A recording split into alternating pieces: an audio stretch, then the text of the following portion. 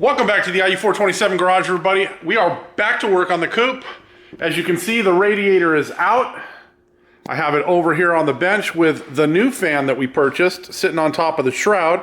Working on getting that fit to the shroud, and then we're going to get the shroud fit to the radiator. So come right back.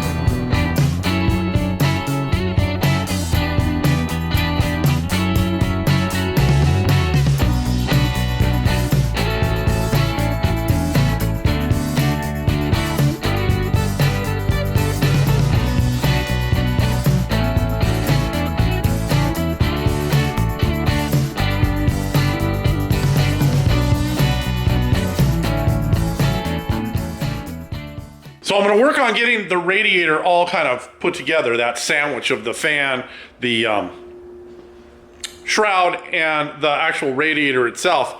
But before it goes in permanently, what I have to do is I have to think about where the rivets are and whether or not I can get to them. So all the rivets for the side panels are going to have to go in.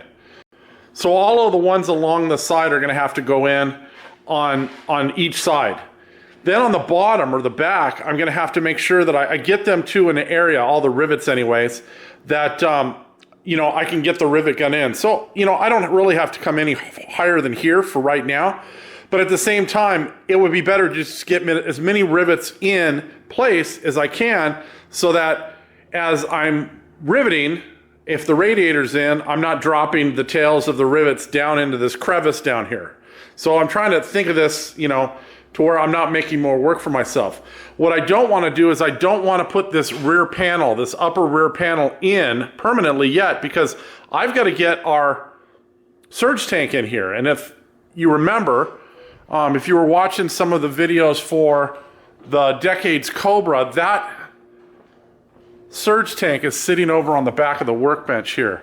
So it's right over here. It actually came out really nice. The powder coaters did an excellent job getting this thing all powder coated. I've got the cap on it.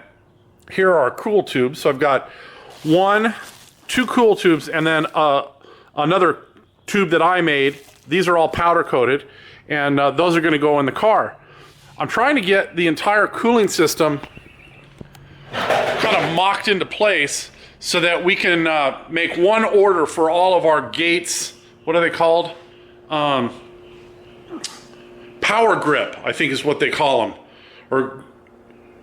I think they're called power grips, or grip tight, or something like that, clamps. They're the ones that you slide on over the hose and then you heat up with a heat gun and they shrink to fit. We're going to use those in for all the hoses in our engine bay, just so that everything looks nice and clean and tidy.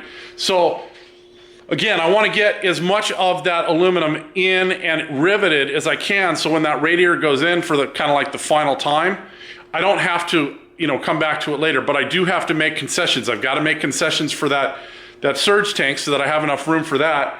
And I got to make sure I've got enough room in the bottom, because there's a cool tube that goes through here at an angle, and it's really tough to get in there. And I think I can get it all from the back side, but we'll see. I really don't want to have to take any of that out if I don't have to.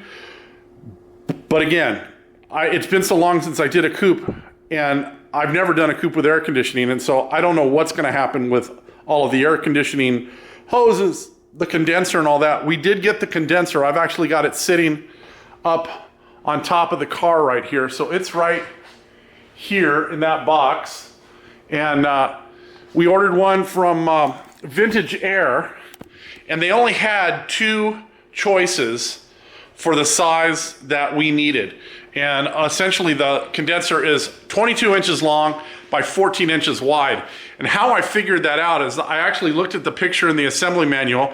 I counted the rows for the radiator to see how many rows were left exposed. That kind of gave me an idea of how tall the condenser needed to be, and I know that the radiator itself is about 22 inches wide. And it just so happens that the one that we searched was a vintage air, and it's a vintage air kit that we have out in the box, out in the main shop.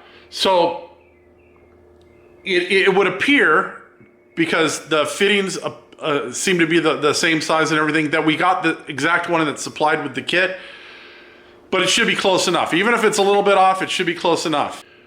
I'm gonna jump into the fan and get it mounted to the shroud. Since I don't have any hardware for that, I had to dig some up. Using all stainless steel hardware, it's gonna be 1/4 inch. Same thing for the radiator, to attach the shroud to the radiator, it's all 1/4 inch stainless steel hardware. And then we'll see about getting that thing fit back in the car, see how it all kind of fits in with all of the cuts and reliefs that we made in it. And then once I'm satisfied that it's all gonna fit, radiator will come back out. We'll get the aluminum in the nose, and then the radiator to go in for hopefully the final time. It's pretty cool that some of you guys not only follow the videos on YouTube, but you follow us on Facebook and Instagram and what have you, because I posted the other day about tools that I was missing on Facebook. I don't know that I got it out on Instagram, but I've been looking for this hand socket driver for weeks, and I could not for the life of me figure out what had happened to it.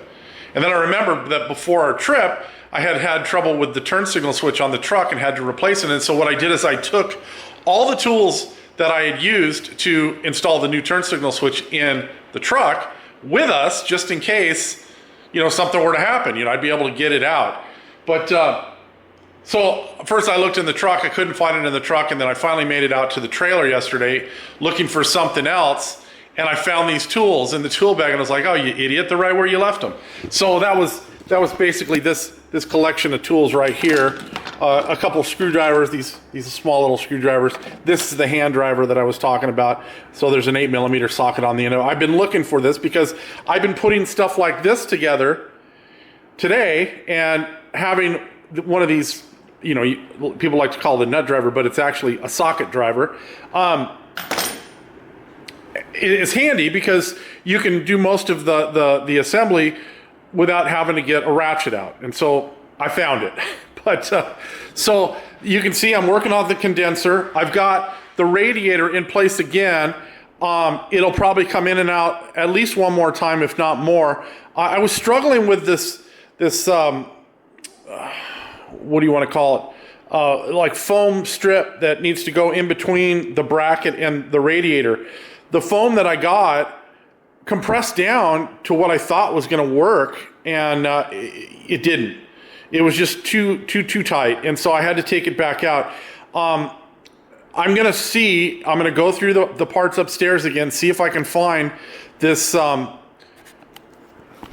bulb seal. Is all I can figure out it is, because in the instruction it says D-shaped weather stripping.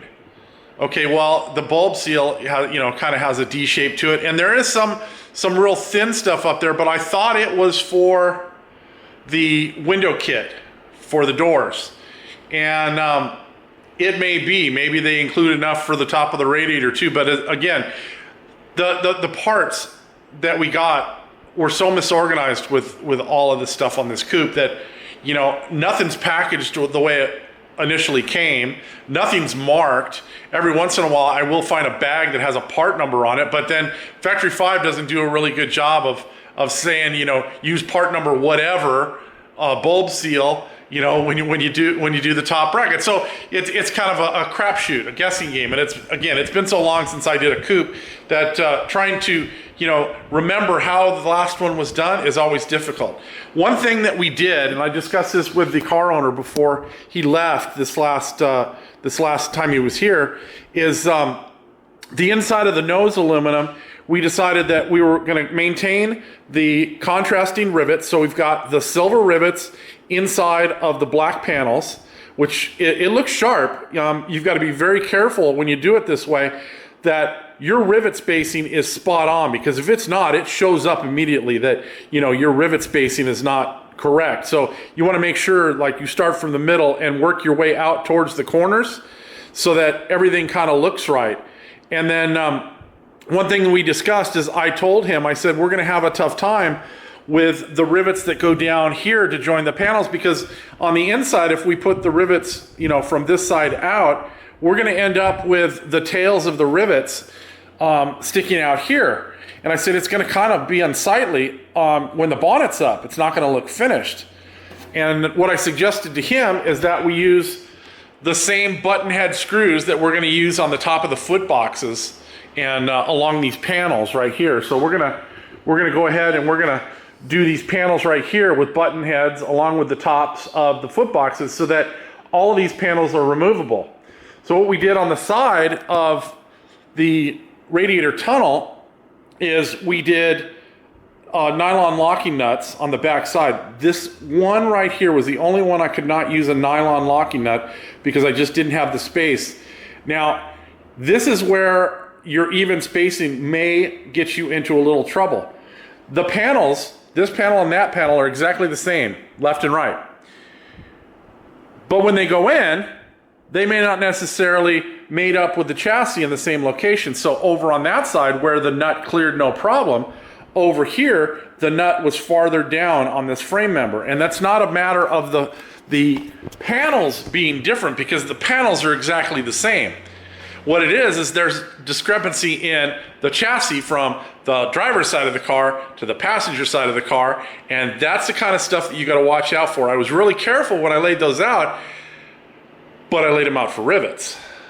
And a rivet was going to clear no problem. We weren't going to have an issue. But when I went to put that button head screw in, it was just long enough that I had to cut the button head screw, which if you've ever had to cut a stainless button head screw in a screw cutter, like in a pair of pliers that has a screw cutter, it can be a little bit unnerving because you're not sure whether the tool's going to break before the actual screw cuts. But I have a really good set of screw cutters, and it worked, and then I chased the threads and it all worked out. But you can see over on that side where that nut, if I went to try to put a nylon locking nut in there, it wasn't going to fit. So I went and I used a stainless washer headed nut, so it has a serrated washer on it. It should keep the hardware together. To a first glance, it looks exactly the same. No one's going to notice it. It's not until you nitpick, and I'm one of those nitpickers that I would find that at a car show, and it would bug me. And it bugs me now, but I'll get over it. So over on this side, you can see that nylon locking nut, it clears no problem on this side. So we've got those nylon locking nuts all the way down the side. I think they just look better than the tail end, or the, you know, basically the crushed side of the rivet would look. Even if we used the shortest rivets, they would still look like garbage. And so finishing it this way, I think is just a better choice. I bought 100 of the screws. I bought 100 of the locking nuts. So we'll have some if we run into a situation where we need that type of hardware somewhere else on the car. But that's all in. And then you can see I didn't show you the finished fan. So this is the Zerko fan that we got. This one is supposed to flow 3,000 CFM, and it fits in the same mounting holes as the Meridyne one that would come with your kit. And then of course we're using the pre-made shroud, and this is where you can really get yourself in trouble if you're not paying attention. In the instructions that come with the shroud, the instructions came with the Roadster instructions. The fan shroud can be used with a Roadster or a Coupe. There is a blunt side or a 90-degree side, and there is a tapered side. And that tapered side on the Coupe has to be face down. When the original builder of this car pre-fit the shroud, he installed it backwards. So basically, he didn't account for the fact that the radiator mounted upside down in the Coupe, or he just took the shroud out of the box and mounted it the way the instructions said for the shroud and didn't realize that there's a difference between the coupe and the roadster. I don't know which it was. I had to address it. So what that means is I had to drill other holes because there are pre-drilled holes in the shroud that basically match up with the old AFCO radiator. The new offshore radiator has no holes in it, so you have to drill them. And since this original builder decided to drill the radiator to fit it upside down, there are extra holes in the radiator now. So what I did is on this side, I made sure that I didn't re-drill the shroud, but I re-drilled the radiator. So there is an extra hole right here, but it's really hard to see because it's kind of face down. On the bottom side, it didn't matter because it was going to be covered. And so what I did is I actually did the same thing. I used the shroud to drill a new hole through the radiator, and it moved over, and it was in a better position there. Now, the ones at the bottom, because I had to clearance the bottom of the shroud along with the actual radiator, they're right at the edge of the bottom fin, basically, of the radiator. So there's not a whole lot of meat at the bottom where the bolt is, but the bolt can't go any farther up because then the nut would basically interfere with the bottom of the radiator. So it's a balancing act. And so then what I did after I got that kind of in place and mounted, I wanted to check all of our hoses to see what we had and what we didn't have. So basically we have this stock Ford hose that would be used on a Mustang. I cut about 6 inches off of this side of it so that the engine side, which is here, is still going to mate up to our steam port vent. And then I've got enough length here that once I push this on and we install our Gates power grip, I guess they're called, clamps, we'll be able to get this on.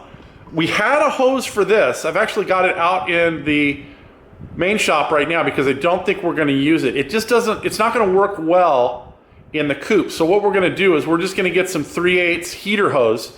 We're going to run out of here. We're going to probably run down, and then I'm going to come out through here and run along here and into this port right here. And I haven't decided which fitting is going to work the best here. I've got my choice. I can use a straight, I can use a 45, or I can use a 90. And I think I'm leaning towards the 45. Then what I did is I got the upper radiator hose, and this comes with the Coyote kit from Ford. This is meant to be a return hose to the water pump. And I think I'm going to use it because of the way it fits for an upper hose. I'm going to cut it right about here. I've got a tube, like a cool tube that I made that's about 9 inches long, 9 inches long. That's going to go from here through the hole in the sheet metal here, and then it's going to mate up with the actual cool tube that we have, that we purchased, from here to our inlet for the radiator. And then our bottom hose is just going to be the standard cool tube that goes from the outlet of the radiator to the water pump. I've got one hose over here, and I don't think I'm going to have to cut it. It's kind of long, but it fits. And so I think I'm just going to leave it. So we've basically got a hose here that goes to our engine block. And then we've got the other side of it, which is a 3/4. So this side is 5/8, that side is 3/4. And we've got it in place. And although it loops down and kind of makes a funky bend, it fits. And so I'm inclined to just leave it full length and just get the power grip clamps for it and be done with it. And then the last thing that we're going to have to deal with is our heater hoses. I've got the hose that's going to come from here. This will get that 90-degree adapter from Gates, the plastic adapter. This hose will shoot that way. Hopefully it'll go on top of this one once I get it in place, because this is actually going to come down to there. This is actually going to come down a little bit like that.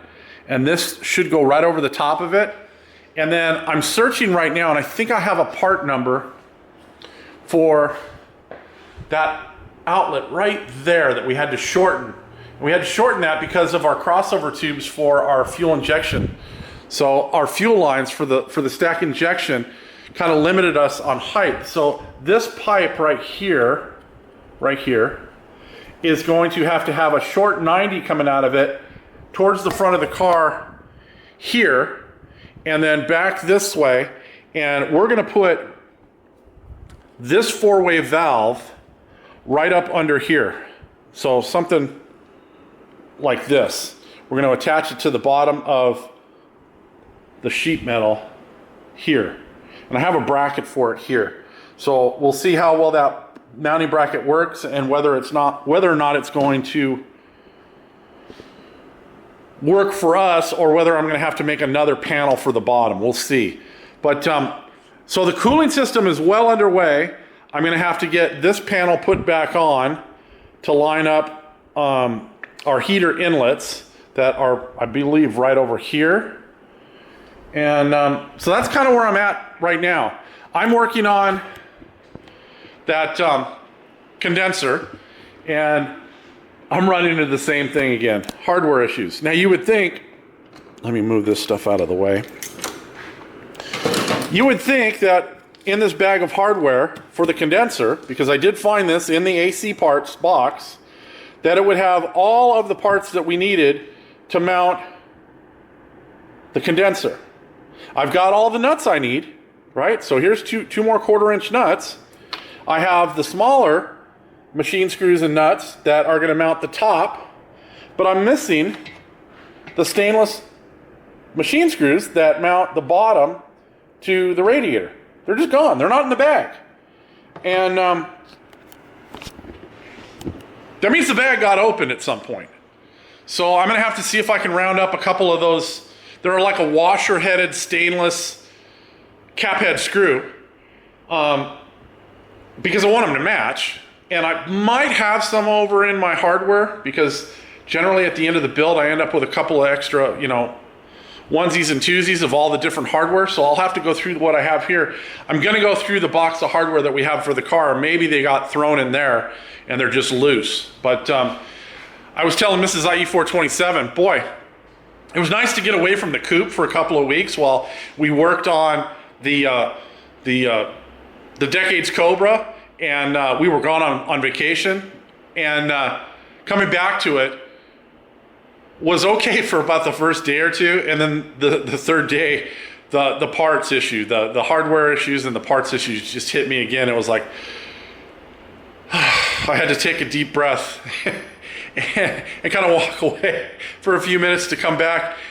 You have to be in the right frame of mind when you're dealing with this kind of stuff, because if you're not, your frustration starts to overwhelm you, and it's not fun anymore. And I do not want to build cars when it's not fun.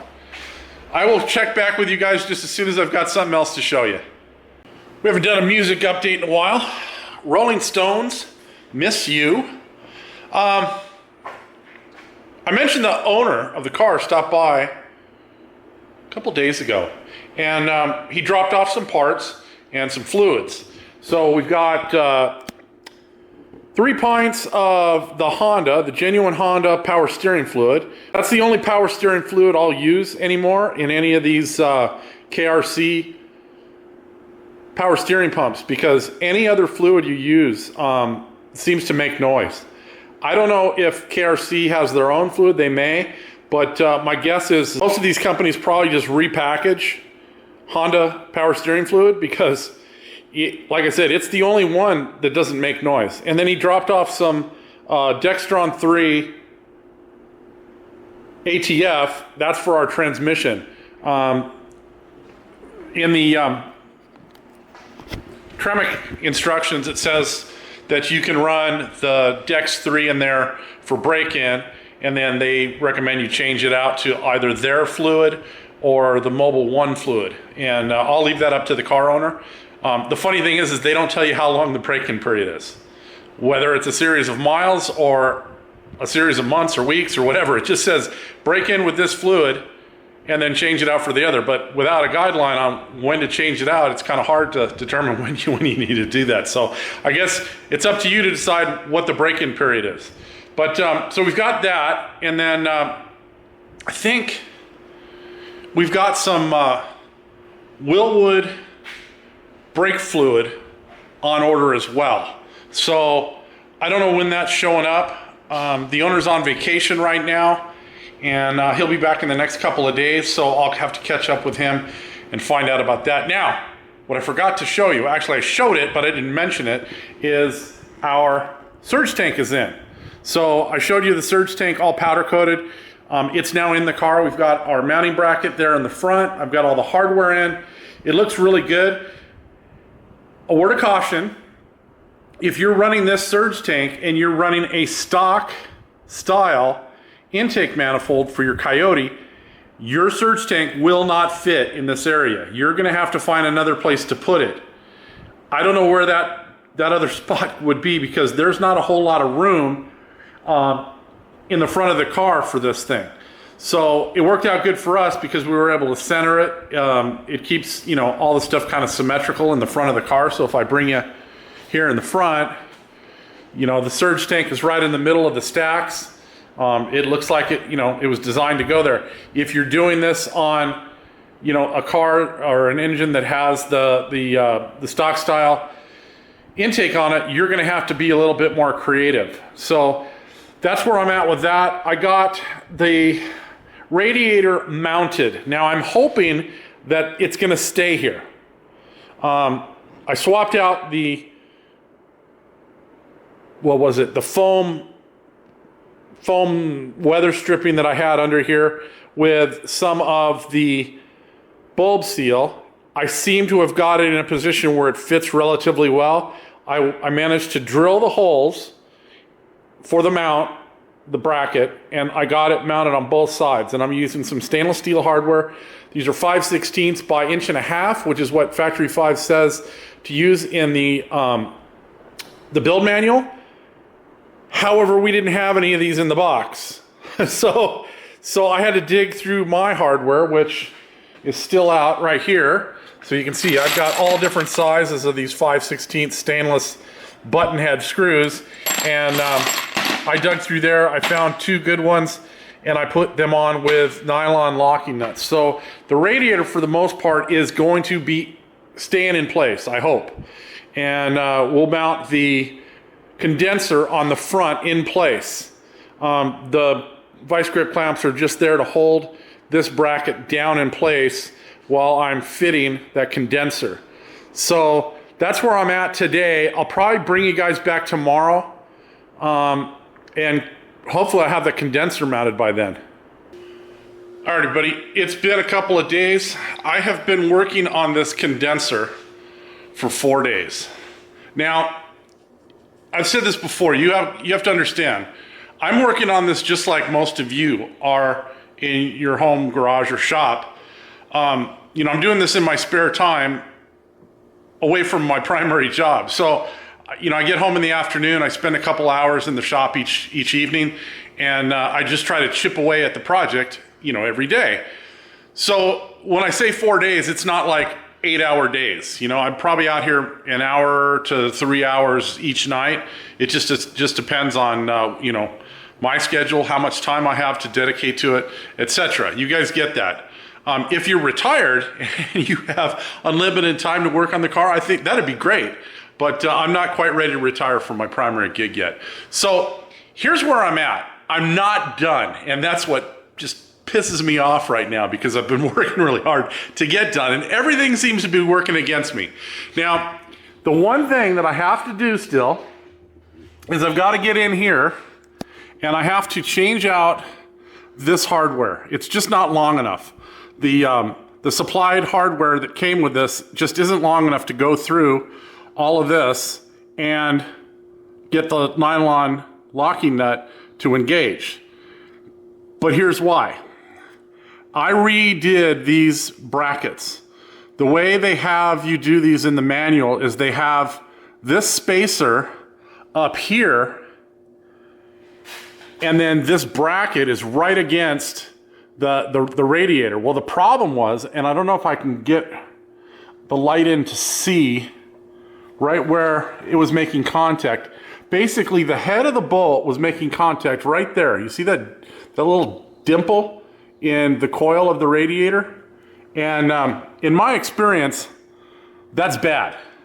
You do not want anything rusting, even if it's just against the fins of the radiator, because eventually any movement is going to pierce one of the tubes that, you know, flow coolant. So what I did is I completely re-engineered the brackets for the condenser so that at no place could any of it make contact. That included using larger spacers. I've got just a bunch of these nylon spacers that come with the factory 5 kits from different things. So for instance, when you used to put your gas tank or your gas filler deck in, it was multiple pieces with the Le Mans cap, and you had to use spacers like this in order to offset the donor fill tube. And so I've got just a bunch of these because the Mark IV kits came with both for a long time. Even after they switched to the one-piece Le Mans cap, these pieces continue to show up in the kits. And so I keep those things. I don't throw them away. Any hardware that's left over after a kit that the car owner doesn't want, I hold on to, because it's just like little stuff like this. It just makes it worth it. So I re-engineered these brackets, and the other thing I did is I cut them to fit. So this bracket was much longer. It was about 2 inches longer. And what they want you to do in the assembly manual is just put them at an angle, right?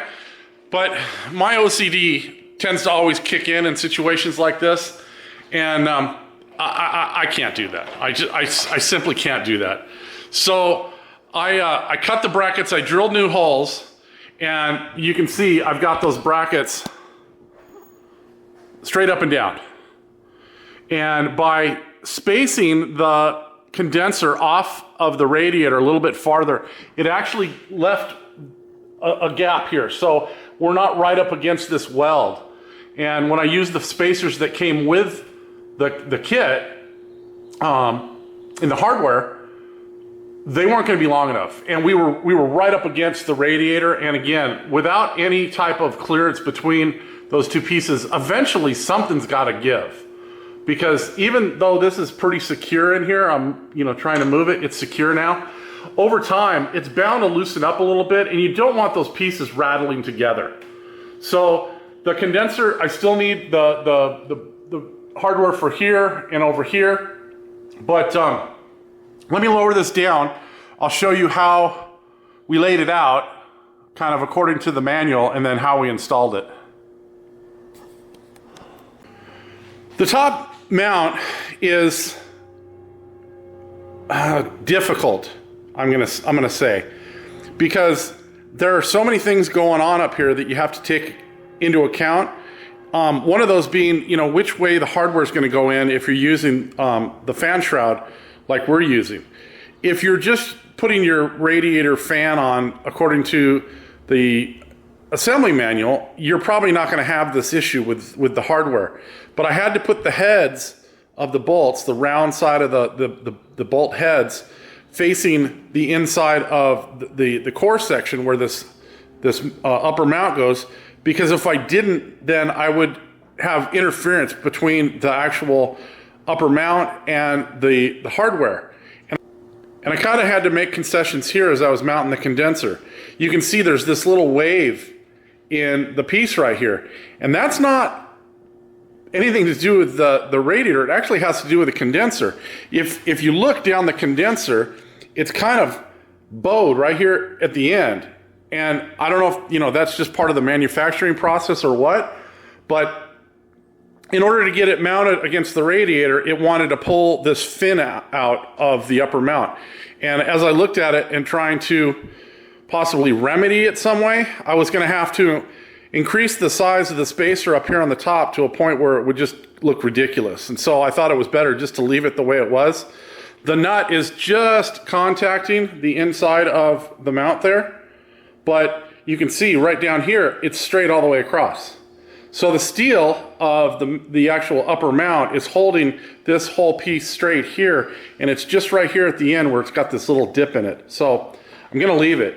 The other thing that the larger spacers on both top and bottom gave me was not only clearance between the radiator and the condenser. You can see we've got clearance there, but it also gave me the ability to get the fittings thread in.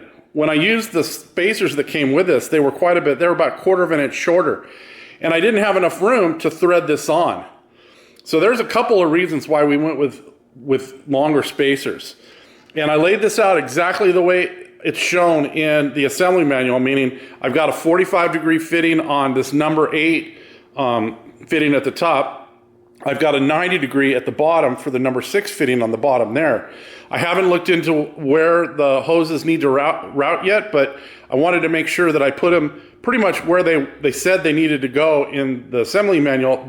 That way, I was hoping, and I still hope, that I'm not going to have any issues with running the hoses and whatnot back to the other equipment that goes for the air conditioning system. I also pulled out some of the stuff that we need for like the heater core and stuff like this. This is the Thermotion 4-way valve, and this gets mounted inside this bracket here. My hope, and I may have said this earlier in the video, is to mount that under here and have the hoses go out this way and up and into the heater ports of the engine. And then we're going to have 2 heater ports right here that come out of the front of the foot box. I think in the next video I'm probably going to be working on this panel and laying out where all these heater hoses are going to go so that I can get the rest of my hoses ordered. And once I have them kind of test fit, then I'll be able to order all of the Gates, what are they, power grip clamps. So for instance, I think on this one here, I looked up a hose last night, and I've got the part number for just 3/8 straight heater hose. There's a difference between heater hose and fuel hose, so you got to know that. Most of the fuel hose that's made now has some type of lining in it so that the ethanol doesn't get to the rubber. But on a heating system, you don't want that Teflon lining because it tends to make the hoses leak when they expand and contract with heat. So we want to make sure that it's a rubber hose, and Gates has a 3/8 rubber hose for this, and we're gonna probably order a 6-foot length of it. So it's gonna come out of here. We'll figure out where inside of the radiator tunnel it's gonna go, and then it's gonna go to this upper fitting here. And that, along with the hoses that I just spoke about over there for that Thermotion valve, should be the last of the heater hoses or the coolant hoses that we have to order and deal with. And then it'll all be kind of back to the AC stuff. I really want to get all of these hoses in place before I start working on any of the engine harness, like for the Holley system. Even though we've got a lot of the stuff up on the top of the engine here for the Holley system, we've still got power cables that run from the Holley system, which is probably going to go behind the dash, to the battery.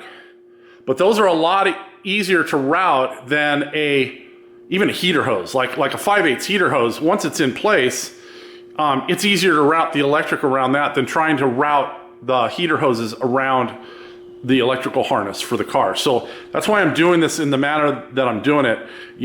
We had to get the battery in when we got the battery in, because quite honestly, it's a pain in the ass to get the battery in and out. So I think that's where I'm gonna leave this video this week. I'm sure this is a long video because I've been out here for, I think, 8 days working on this video. So it's bound to be long, and I appreciate all of you guys that hung in until the end. But like I said, I think that's where I'm gonna leave it today. If you're enjoying the content here, please do the like, the share, the subscribe, all that kind of stuff. We'll see you next time. Have a great day.